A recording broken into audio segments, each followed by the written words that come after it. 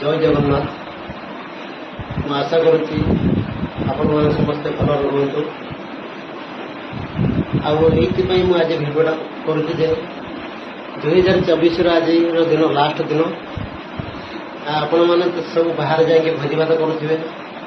କିଏ କେଉଁ ହୋଟେଲକୁ ଯାଇଥିବ, କିଏ କେଉଁ ବାହାରକୁ ଯାଇଥିବ, କିଏ କେଉଁଠି ଯାଇକି ବଣରେ ଭୋଜି କରୁଥିବେ।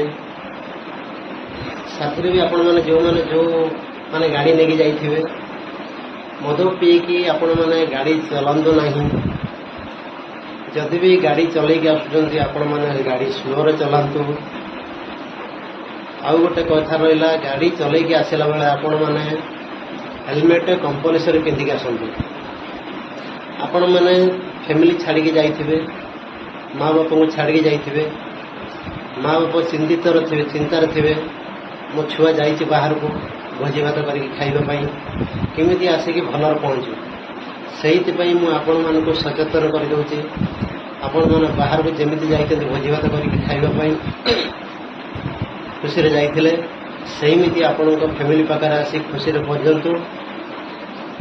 ଆଉ ବେଶୀ ରାତି ଯାଏଁ ଆପଣମାନେ ବାହାରେ ବୁଲନ୍ତୁ ନାହିଁ, କେଉଁଠି ବି ଝଗଡ଼ାଝାଟି କରନ୍ତୁ ନାହିଁ। ଆପଣମାନଙ୍କୁ ମୁଁ ଏତିକି ରିକ୍ୱେଷ୍ଟ କରୁଛି। 2024ର ଆଜି ଲାଷ୍ଟ ଦିନ।